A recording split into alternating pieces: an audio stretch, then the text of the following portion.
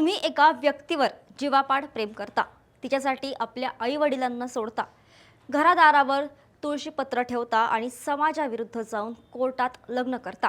तुम्ही दिवसभर auto rickshaw चालवून घाम गाळता, स्वतःसाठी साधे जॅकेटही घेत नाहीत, पण पत्नीला सुखात ठेवण्याचा प्रयत्न करता. पण एक दिवस तुम्ही कामावरून अचानक घरी येता आणि जे दृश्य पाहता त्याने तुमचं संपूर्ण जगच कोसळून पडतं. कानपूरमधील महाराजपूर भागात घडलेली ही घटना केवळ एका हत्येची कथा नाहीये, तर ती प्रेम, विश्वासघात आणि कायद्याच्या चौकटीतील एका मोठ्या त्रुटीची कहाणी आहे. आजच्या या व्हिडिओमध्ये आपण कानपूरच्या सचिन सिंह आणि श्वेताच्या प्रकरणाचे सविस्तर विश्लेषण करणार आहोत. अवघ्या 4 महिन्यांपूर्वी ज्यांनी एकमेकांसोबत जगण्या मरण्याच्या शपथा घेतल्या, त्यांच्या संसाराचा असा क्रूर अंत का झाला? पोलिसांनी वेळीच हस्तक्षेप केला असता तर श्वेताचा जीव वाचला असता का? आजच्या या व्हिडिओमध्ये आपण क्राईम थ्रिलरपेक्षाही भयानक वास्तवाचा पर्दाफाश करणार आहोत. नमस्कार, मी मृदुला आणि तुम्ही पाहताय थोडक्यात. सगळ्यात आधी या प्रकरणाची पार्श्वभूमी समजून घेऊया. उत्तर प्रदेशातील फतेहपूर जिल्ह्यात राहणारा 22 वर्षीय सचिन आणि श्वेता यांचे गेल्या अनेक वर्षांपासून प्रेम संबंध होते. कुटुंबाचा प्रचंड विरोध होता, पण प्रेमाखातर त्यांनी कोणाचंही ऐकलं नाही. 4 महिन्यांपूर्वी त्यांनी कोर्टात जाऊन रीतसर विवाह केला. सुरुवातीला ते गुजरातमध्ये राहिले आणि महिनाभरापूर्वीच कानपूरच्या महाराजपूर परिसरात भाड्याने राहायला गेले. सचिन तिथे ऑटो रिक्षा चालवून घराचा गाडा ओढत होता. तो एका इंजिनिअरिंग कॉलेजजवळील इमारतीत राहायचा. तिथे अनेक विद्यार्थी भाड्याने राहत होते, पण या सुखी संसाराला गालबोट लागलं ते संशयामुळे. सचिनला संशय होता की श्वेताचे इतर मुलांशी संबंध आहेत.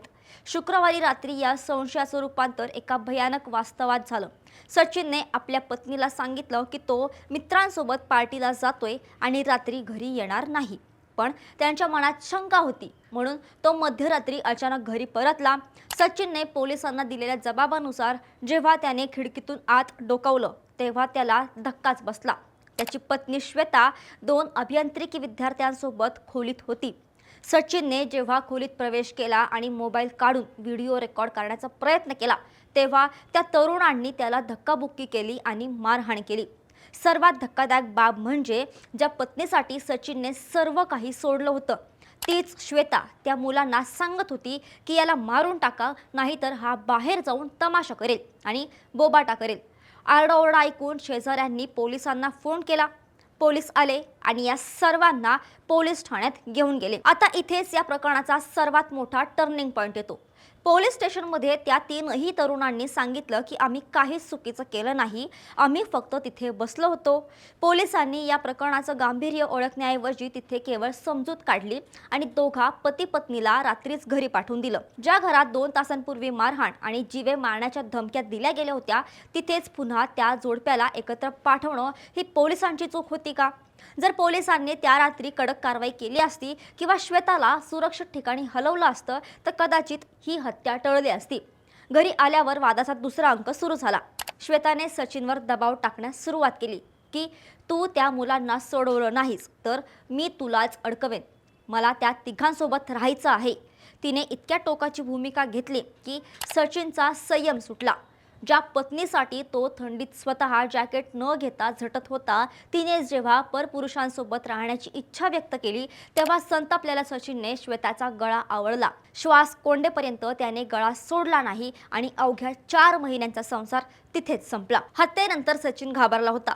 तो काही तास घरातच बसला, मग एका घराच्या टॉवरवर जाऊन लपला. पळून जाण्याचा विचारही त्याच्या मनात आला होता, पण अखेर पश्चातापाची भावना मोठी ठरली.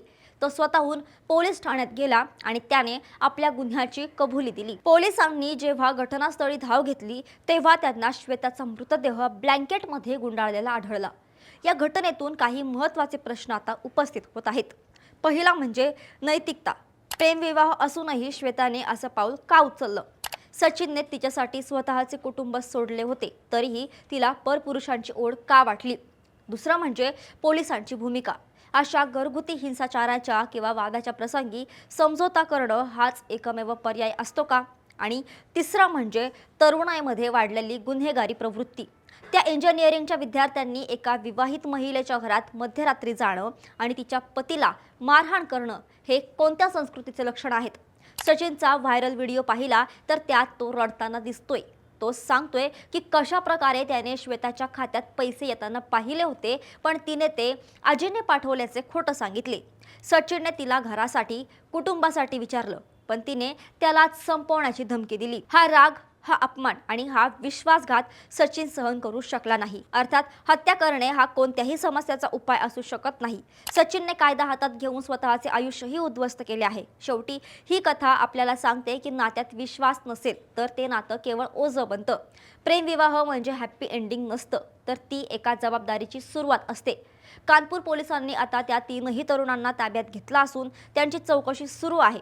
सचिन आता तुरुंगात आहे आणि श्वेता या जगातून गेली आहे। एका क्षणाच्या रागाने 2 आयुष्य आणि 2 कुटुंब कायमची उद्ध्वस्त झाली आहेत। सचिनच्या म्हणण्यानुसार तिच्या खात्यात काही संशयास्पद पैसे येत होते। आजच्या डिजिटल युगात सोशल मीडिया आणि डेटिंग ॲप्समुळे नात्यांमधील निष्ठा कमी होत चालली आहे का? हा एक मोठा सामाजिक संशोधनाचा विषय आहे। तर दुसरीकडे त्या इंजिनिअरिंग विद्यार्थ्यांच्या भूमिकेकडे पहा।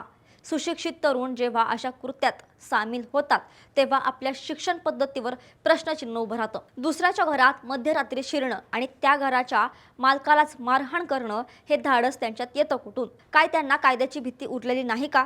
पोलिसांनी त्यांना केवळ समज देऊन सोडलं, हाच त्यांच्यासाठी मोठा दिलासा ठरला आणि कदाचित याचमुळे श्वेताचा आत्मविश्वास वाढला की ती सचिनला धमकावू शकते।